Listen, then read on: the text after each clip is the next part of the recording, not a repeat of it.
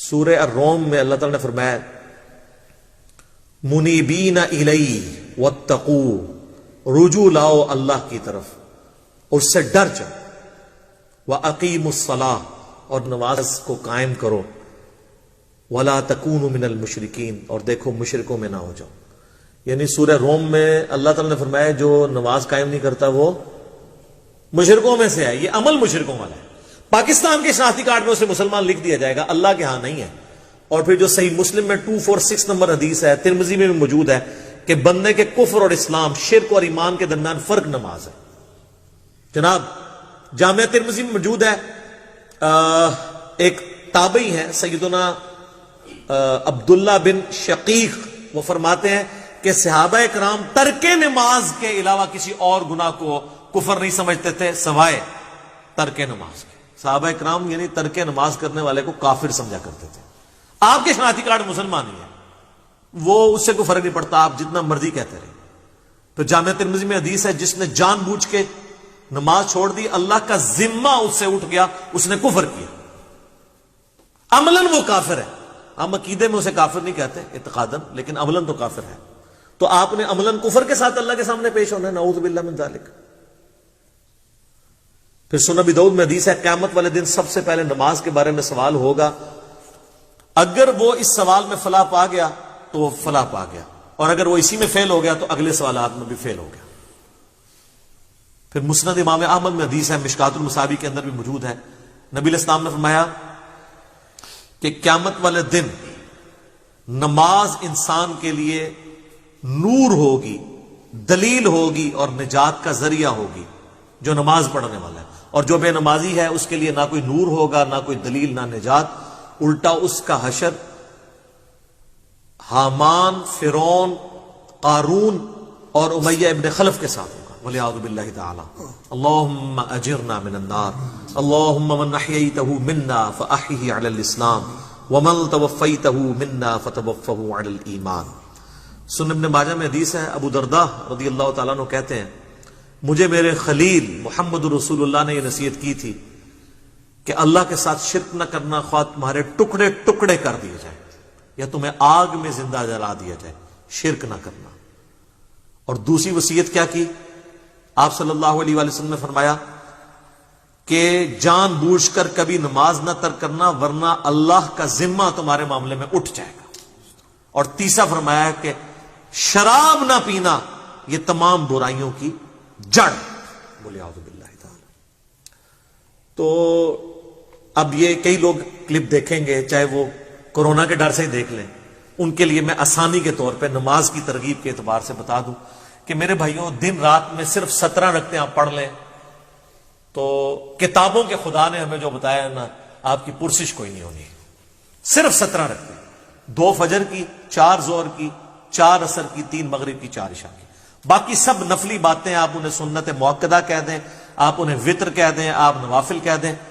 جو اوبلیگیٹری نماز ہے نا، جس کی پرسش ہونی ہے، وہ 17 رکھتے ہیں، جس پہ سنی شیعہ کا اجماع ہے۔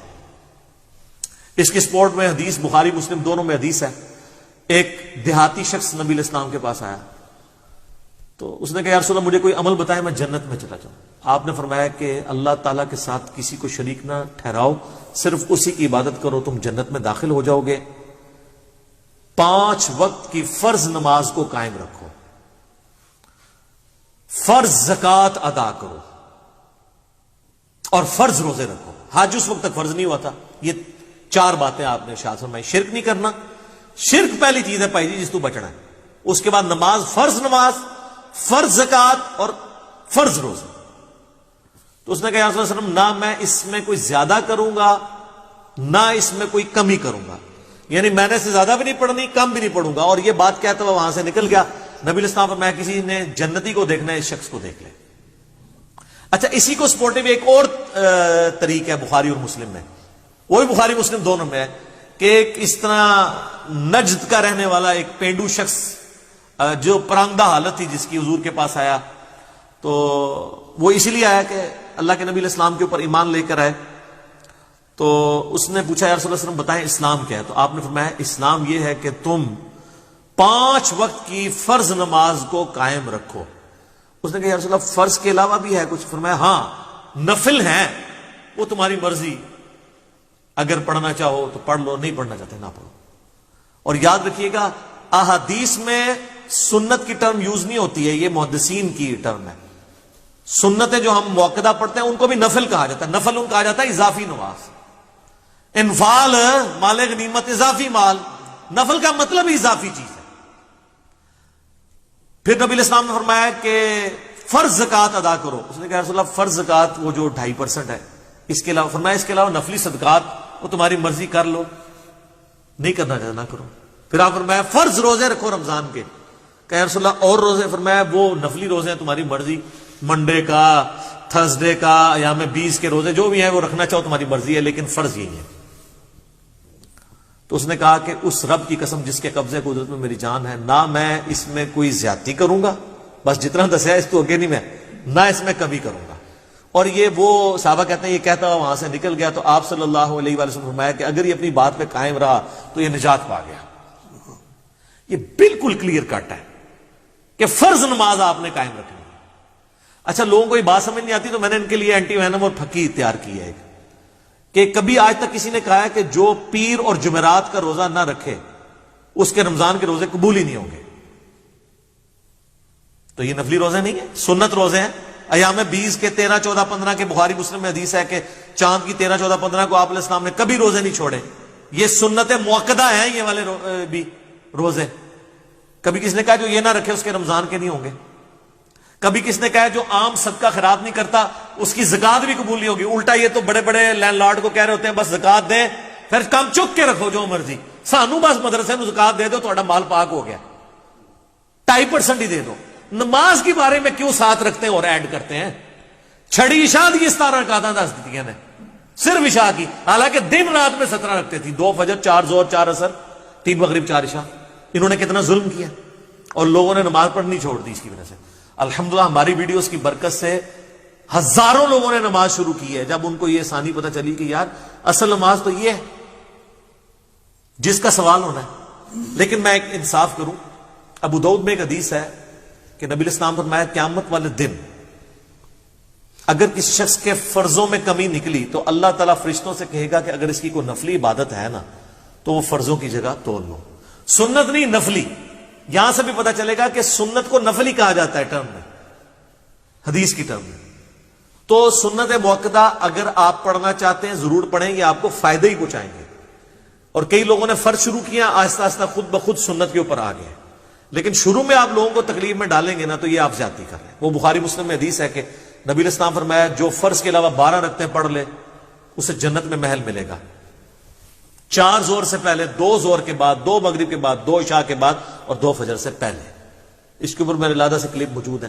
اور باقی وطر جو ہے وہ یعنی سنت موقدہ وہ بھی ہے.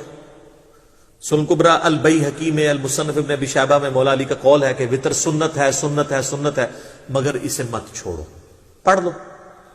اور صحیح بخاری میں موجود ہے قاسم بن محمد بن ابی بکر کہتے ہیں کہ میں نے صحابہ کرام کو 3 رکعت وطر پہ پایا، البتہ ایک پڑھنے میں حرج نہیں ہے. جواز کی حد تک درست ہے، پسندیدہ نہیں ہے. ویسے تو نہ بھی پڑھے کوئی مسئلہ نہیں ہے، فرض نماز ہے. اور اگر کوئی بالکل سست ہے تو ایک ہی پڑھ لے. الموطا امام مالک میں فاتح ایران سعد ابن ابی وقاص کے بارے میں امام مالک نے نقل کیا ہے کہ وہ پوری زندگی عشاء کی 5 رکعتیں پڑھتے تھے، 4 فرض اور 1 وطر، پوری زندگی. تو ان کے اوپر تو کوئی فتویٰ نہیں لگا کہ سنت موقدہ چھوڑ دی ہے. اچھا اب ہم یہ حدیثیں نکالتے ہیں تو یہ کہتے ہیں یار یہ عوام کے سامنے تو نہیں گلاں کرنی چاہیے.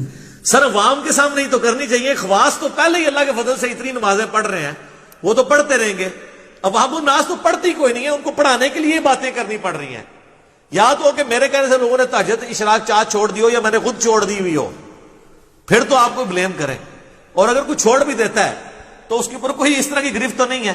لیکن جو نہیں پڑھ رہے، مجھے کئی لوگوں نے یعنی خود رابطہ کر کے کہا کہ جی ہمارے گھر والے نماز نہیں پڑھتے تھے، جب سے پتہ چلا تو یہ نماز شروع کر دی ہے کہ یار فرض رکھتے ہی پڑھنی ہے. پھر آہستہ آہستہ کئی لوگوں نے کہا آہستہ آہستہ پھر خود سنت کا بھی شوق پیدا ہوا. انہوں نے جو ظلم کر کے اتنی لمبی لمبی رکھتے لوگوں کو بتائی ہیں اور اس کی وجہ سے لوگ متنفر